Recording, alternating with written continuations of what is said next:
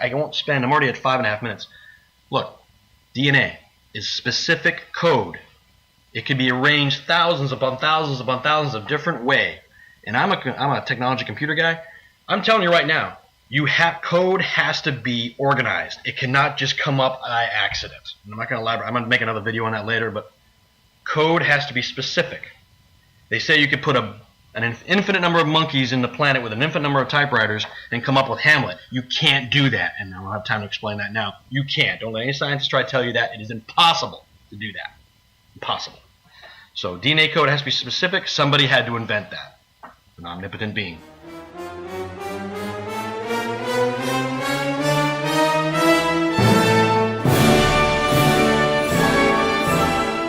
Greetings, my friend in the tech world.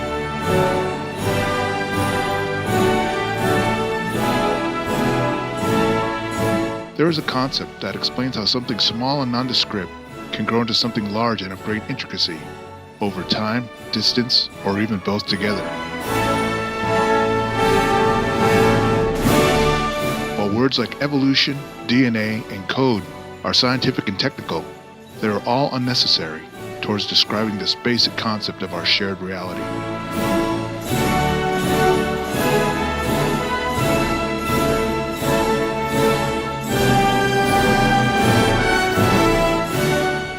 The word that best describes this escalation concept is called accumulation.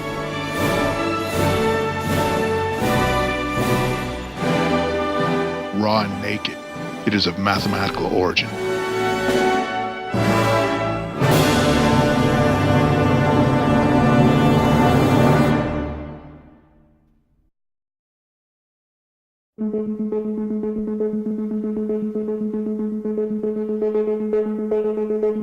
Here's a chart. Let's go ahead and try to demonstrate accumulation. First, let me explain that there are only two types of accumulation in the world of mathematics: straight or curved. One is a steady line of accumulation over time, distance, or both that reaches to a particular point on this chart given a fixed ascending grade. Wherever it begins is up to the maker of the chart. The other type of ascension is much more interesting. It allows for a geometric concept we call a curve in order to reach that particular point on this chart. Instead of any fixed grade, all of its accumulation is exponential. That is, it's an ascending grade that builds upon itself.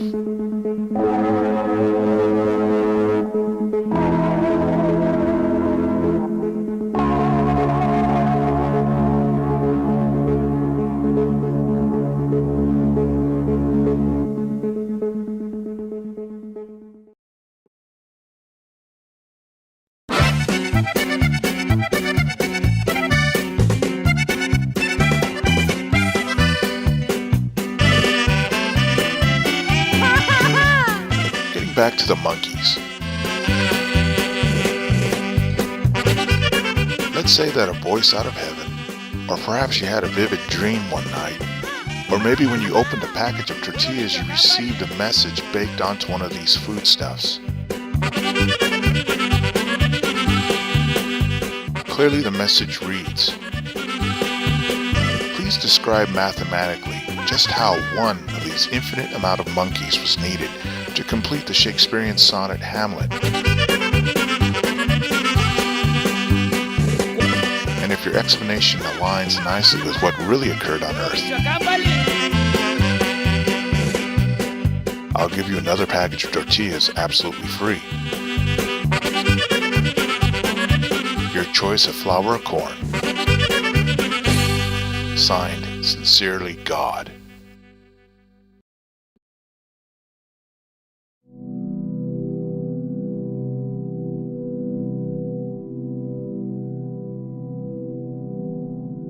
As per this holy request, first you'll have to approximate the level of intricacy of a Shakespearean sonnet. Easily we can call it 100. Then you would have to scale the amount of time involved. Here's a good amount of, let's say, 10,000 years. Now you would have to select a starting point, which would be of course anywhere below this level of 100, as well as being the first point beginning in our timescale. Now if we choose a straight line accumulation towards the Shakespearean sonnet, we could be asked for an explanation of that particular grade chosen for the ascension. In fact, when speaking about any request from the Lord God himself, you could bet on it. At one time, the entire whole of the combined Judeo-Christian Abrahamic religions was questioned about the grade they chose here, and were found lacking. Because the one they chose greatly limited their time scale, but we'll find out more about what they did wrong later on. Let's say that since we really enjoy this brand of tortillas, we want to get it right this time. Oh yeah, we also want to please the Lord God too.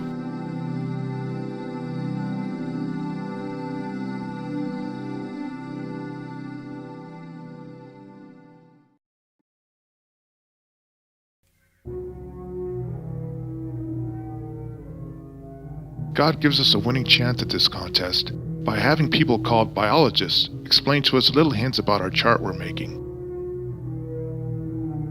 They say our timescale is all out of whack because it's not thousands of years, but billions. And also, can you believe it? Those damn monkeys have the most limited straight line ascension grades to boot. But Steve pointed all this out brilliantly in his video of Why There Is a God, which was well received by the Almighty. I found his offering pleasing. We really need to solve our problem here given this little hint about billions of years. Also, as another bonus, or if not an added kick in the nads regarding our thinking so far, biologists tell us about a crucial error in our chart regarding its type of ascension.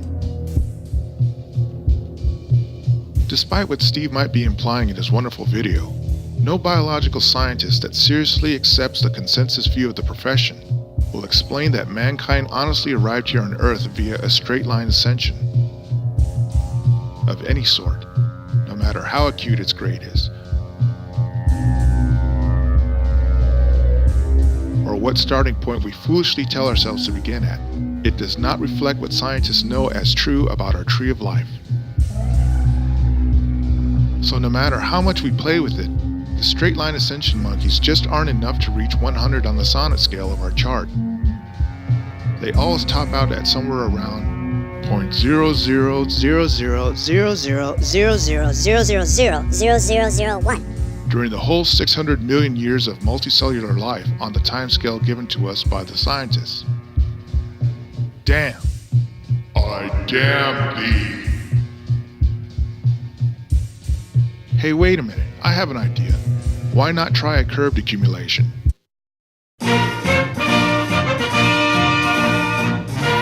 Bingo! Come on down and claim thy tortillas. And I didn't even need to use all the time on the scale the scientists gave me. I'll take a package of homemade flour ones, please.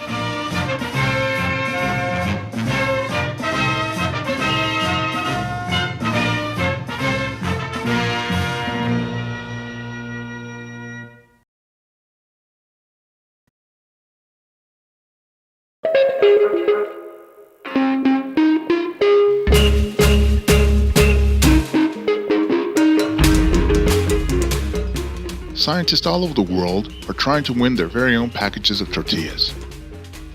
And to do so, they had to choose the correct mathematics for their charts, just like we did. We chose a curved accumulation because that is in fact what evolution did as well. It chose to build upon an exponentially ascending grade in order to allow for simple creatures to evolve into much more complicated ones during the timescales involved.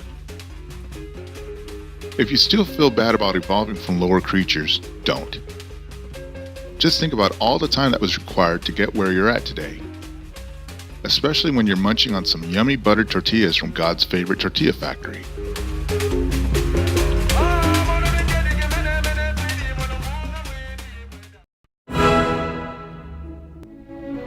And just one more last thing on what we've learned about accumulation.